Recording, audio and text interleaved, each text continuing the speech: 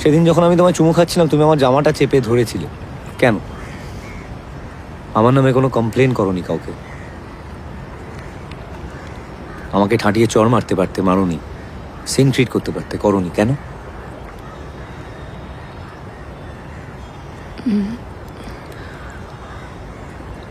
আমি এসব করতে পারি না। তাছাড়া আমি এগুলো নিয়ে কথা বাড়াতে চাইনি। বাড়ি না ফিরলে মা টেনশন করবে। আমি কি বাড়ি যেতে পারি? তুমি এভাবেই কথা বলো সবসময়?